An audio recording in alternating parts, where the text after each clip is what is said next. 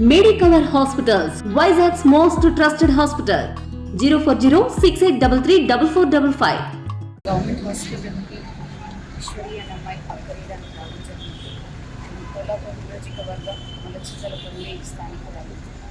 ఏదైతే మీరు నిన్నటి నుంచి చూస్తున్నారో న్యూస్ ఒక చెంచు మహిళ ఆవిడపై చేసిన అగాధ్యానికి ఇప్పుడు తన నోటి ద్వారా వింటుంటే నాకు అసలు ఏ సమాజంలో బతుకుతున్నాం మనం అన్న క్వశ్చన్ రైజ్ అవుతుంది.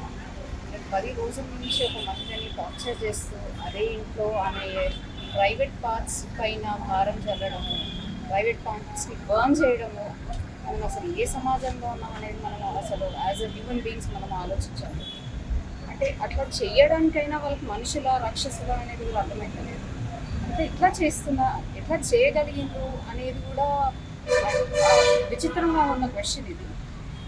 అమ్మాయి చెప్తుంటే తన బాధ చెప్తుంటే అసలు ఎంత నాకే కళ్ళలో నీళ్ళు తిరిగి సేమ్ టైం డాక్టర్గా ఎగ్జామిన్ చేసినప్పుడు ఎట్లా పెయిన్ భరించింది అనేది కూడా అర్థం కావట్లేదు.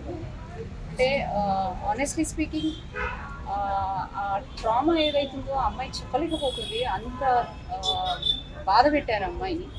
10 days నుంచి ఆ అమ్మాయిని తీసుకెళ్ళి అమ్మాయిని చిత్రవద చేసి వాళ్ళ ఫ్యామిలీ మెంబర్స్ని కూడా బెదిరించి భయపడించి బయటకు చెప్తే ఇంకా మీ వాళ్ళ పరిస్థితి కూడా నీలాగానే అవుతుందని బెదిరించిండ్రండి. వాళ్ళు అసలు మనుషుల రాక్షసులు.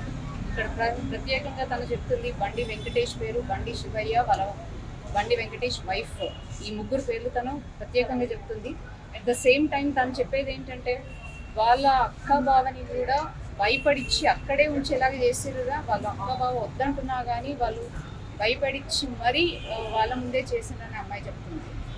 బట్ అంటే what I'm trying to tell here is ఎంత ఇన్సేన్ కాకపోతే ఇట్లాంటి పనులు చేస్తారు మీరు నాకు అర్థమే కదా. అంటే ఇక్కడ ఇంత అరాచకం 10 రోజుల నుంచి జరుగుతుంటే పోలీసులు కానీ గవర్నమెంట్ కానీ ఏం చేస్తుంది?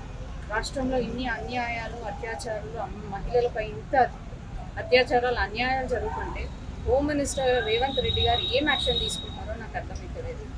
ఆల్రెడీ ఏదో కేసు పెట్టాను అని చెప్తున్నారు, ఇంకా పరారీలో ఉన్నారు. ఇమీడియట్గా వాళ్ళ మీద ఈత పరారీలో ఉన్న వాళ్ళ మీద కూడా యాక్షన్ తీసుకోవాలి. ఈ రెట్టి పరిస్థితుల్లో బయటికి రాకుండా చేయాలి. ఈ అమ్మాయికి ప్రొటెక్షన్ ఇవ్వాలి. ఈ అమ్మాయి అండ్ కాంపన్సేషన్ కూడా ఇవ్వాలి.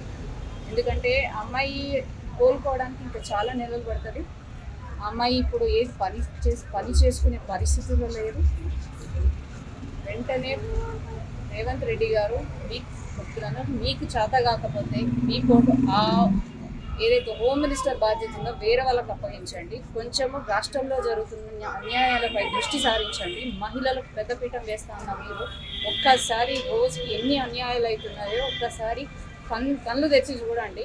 మహిళలపై వేరే అన్యాయాల గురించి మాట్లాడలేదు, ఎస్పెషల్గా మాట్లాడుతుంది ఇక్కడ మహిళల గురించి.